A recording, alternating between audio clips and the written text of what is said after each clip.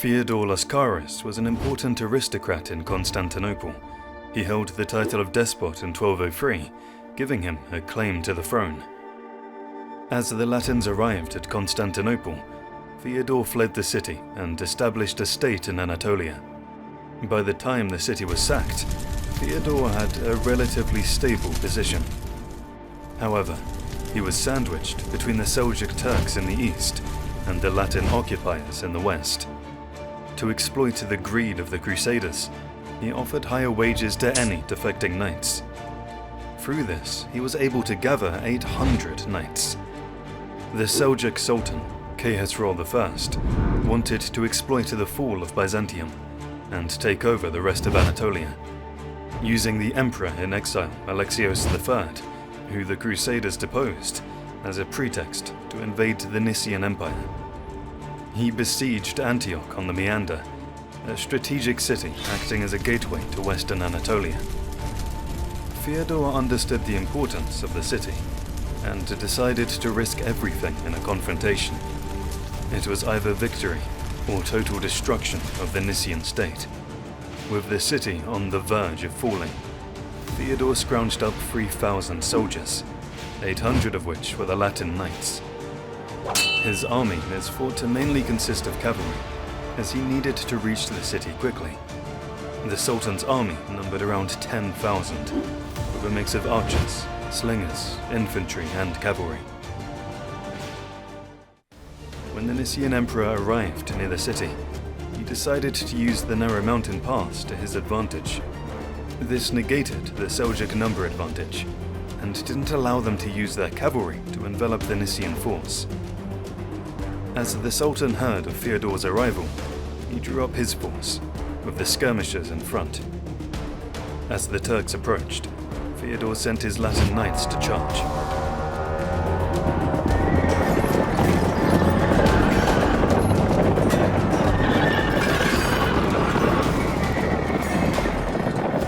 The heavy cavalry trampled the light slingers and archers, then circled back to the Nicean host. Once they reformed, they went for another charge. This time, they met with the Turkish infantry. The charge was devastating, pushing the Turks back, but not routing them. Khesrow, seeing the opportunity, sent his cavalry to envelop the knights. Theodore did not send aid, as this would have overextended his force. The knights fought valiantly, but they were cut down to the last man.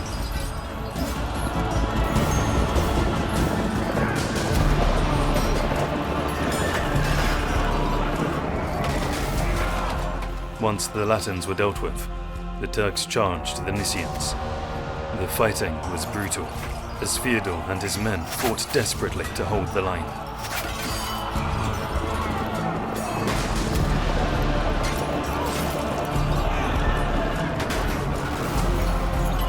After hours of intense fighting, parts of Theodore's force began to retreat. Using this to his advantage, the Sultan pressed on with his troops and looked for Theodore himself. The two recognized each other as Khesrow advanced towards the emperor. The Sultan pressed forward, hitting Theodore on the head, knocking him off his horse. Thinking victory was assured, the Sultan started ordering his men to take Theodore away. However, in the moments where all seemed lost, Theodore desperately, with all his vigor, stood up and slashed the rear leg of Khesrow's steed.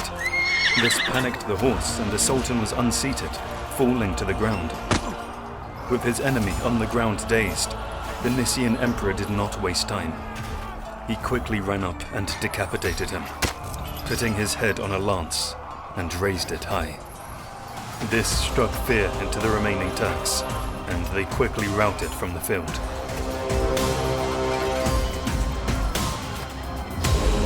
However, the Nicean army was in such shambles that they did not pursue the fleeing enemy.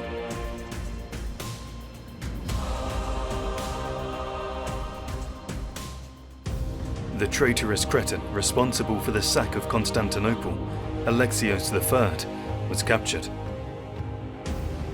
Theodore snatched victory from the jaws of defeat. The triumph secured Western Anatolia. as the Seljuk Turks never mounted a serious invasion again.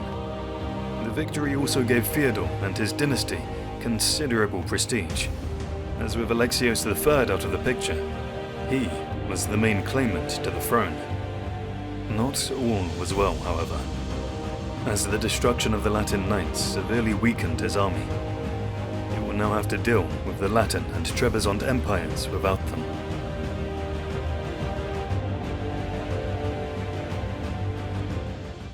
The decisive victory at Antioch on the Meander secured Western Anatolia, as the Sultanate of Rum no longer posed an imminent threat to the Nicean state. However, Theodore Lascaris now faced new challenges from his Christian neighbours. The Trebizond Empire, another Byzantine successor state, remained a vassal to the Latins, keeping its lands out of Theodore's reach. The Latin Empire itself now emerged as the greatest threat to Byzantine survival.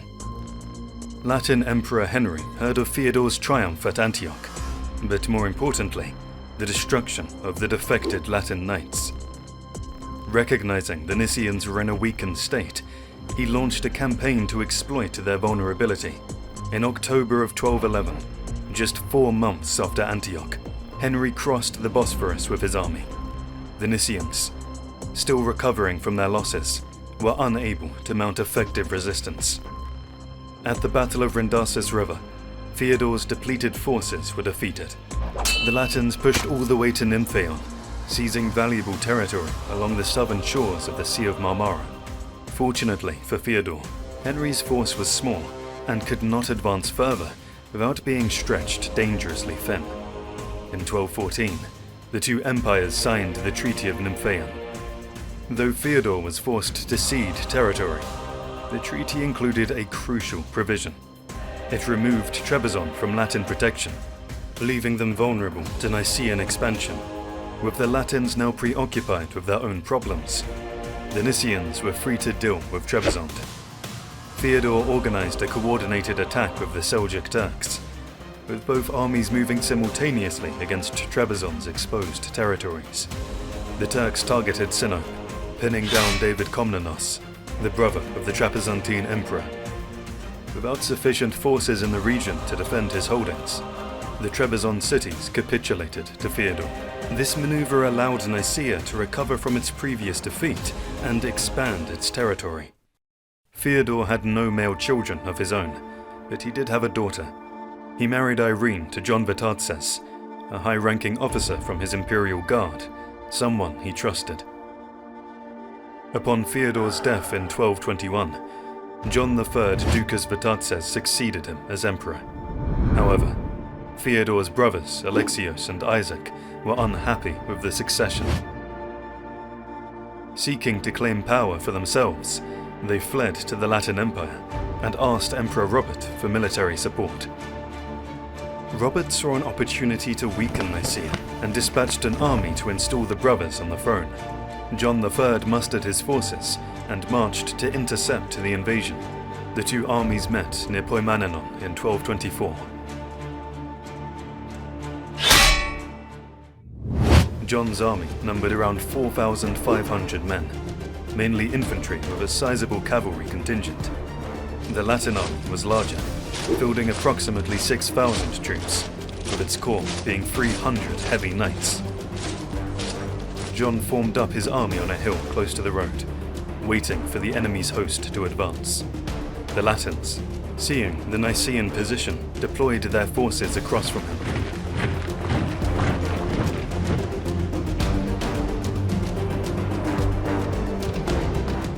After some preliminary skirmishing, the two sides clashed. The devastating charge from the Latin knights inflicted heavy casualties on the Nicean cavalry, threatening to break the flanks.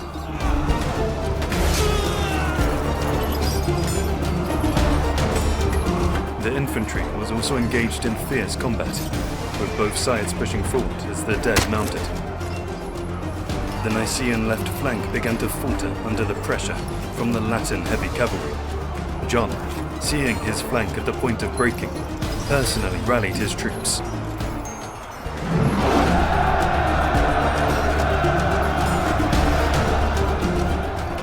committed himself directly into the fight. His soldiers were inspired by their emperor's courage, not wanting to let their leader down and refusing to see their country fall to the Latin savages again. They gave one final, desperate push. This sudden surge of momentum began driving the Latins back.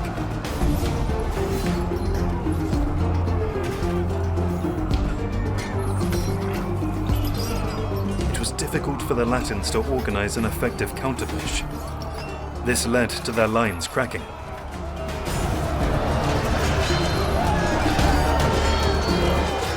What started as an organized retreat quickly turned into a full rout. The fleeing Latin forces would shoot, with the survivors reaching nearby forts. The victory was total, securing John III's rule over Nicaea and all of Western Anatolia. The traitors Alexios and Isaac were captured and subsequently blinded for their treachery. The Latin Empire was now broken, reduced to a rump state, clinging to Constantinople and its immediate surroundings. The reconquest of the capital was now a matter of time. After his victory at Poimanenon in 1224, John III Vitatzes had secured his throne and broken the Latin Empire. However, Theodore Doukas, the recently self-proclaimed Emperor of Thessalonica, jumped in to fill the power vacuum in the west. He was aggressively pushing towards Constantinople and refused to rule in John's name.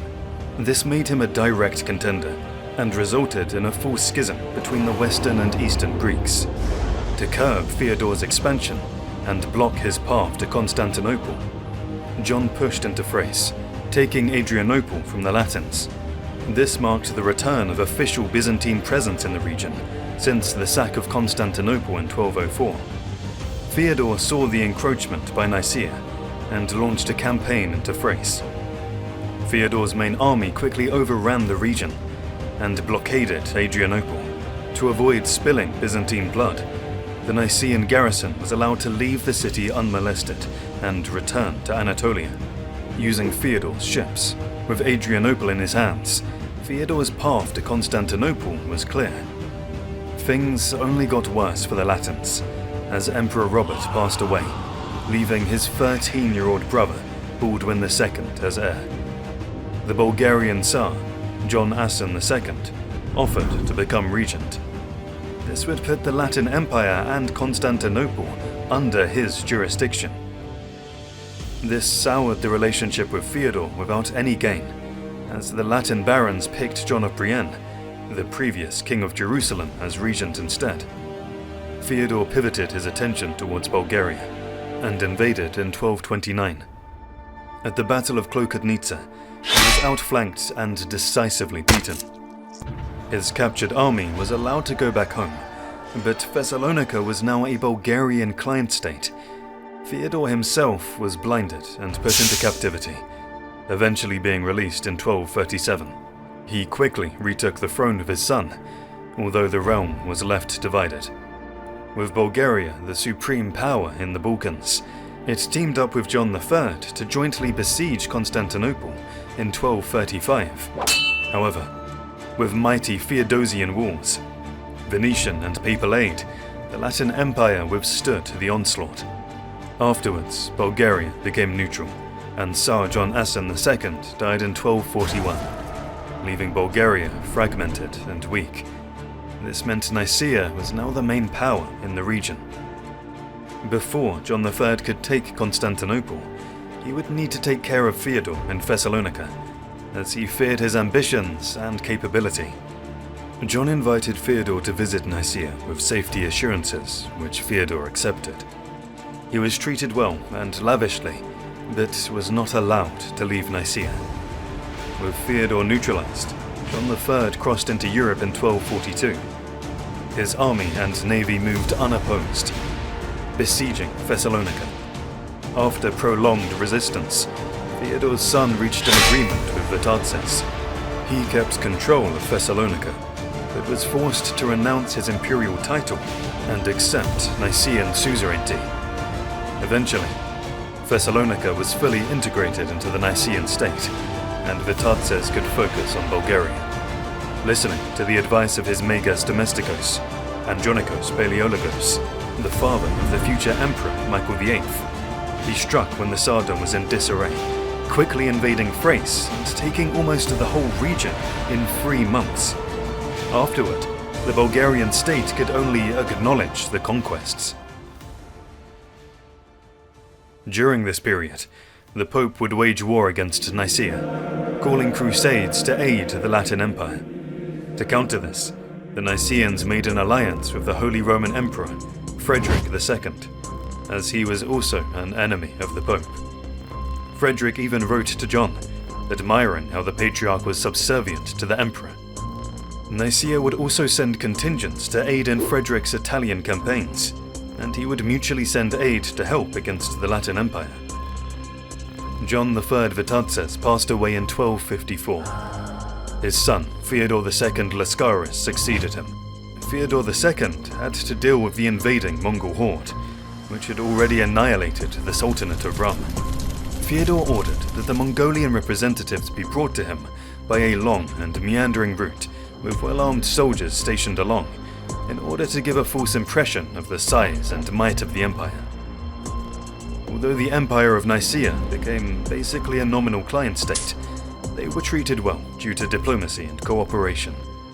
Through this, Theodore and his successors were able to secure the restoration of an Orthodox patriarch in Antioch. With mutual benefits to both countries, the Niceans could present the relationship as an alliance of equals. Although Theodore's reign was brief, he repelled a Bulgarian invasion, reformed the army, and strengthened the empire's position as a whole. Nicea was now ready to take Constantinople back. Upon Theodore's passing, Michael VIII used his influence and usurped the throne from John V Lascaris. Acting as regent, he dealt with the Epirus Sicily-led coalition at the Battle of Pelagonia in 1259 AD. Afterwards, with no one left to challenge him, he besieged Constantinople. However, due to Venetian and papal aid, he was unable to take the city. 1 year later, a general named Alexios Strategopoulos was sent to keep an eye on the Bulgarian border with 800 soldiers. On his way, local Thracian farmers informed him that the Latin and Venetian garrison left Constantinople to raid a Nicean island. Once the scouting party was near the city itself, and with the moon in the sky, local sympathizers were able to slaughter a gate garrison and open the door to Alexios. Using surprise to his advantage, he set fire to the Venetian quarter. This panicked Baldwin and the remaining Latins, who thought a huge army had broken in. They immediately fled the city using Venetian ships, even leaving the Emperor's regalia. The Golden City was now back under rightful Byzantine rule after 50 years of Latin occupation. Michael VIII was crowned in Hagia Sophia, despite being only regent. Subsequently, he then blinded John V and locked him up on his 11th birthday. This caused fierce condemnation from Byzantine society, especially from the Orthodox Church, with Michael even being excommunicated by the Patriarch. Michael's son, Andronikos II, would later come and personally apologize to John for his father's actions. In the end, the recapture of Constantinople carries a bittersweet taste. Despite the Lascaris dynasty's painstaking efforts, rebuilding the Byzantine state from one hard-fought victory to another, they were ultimately robbed of their final triumph.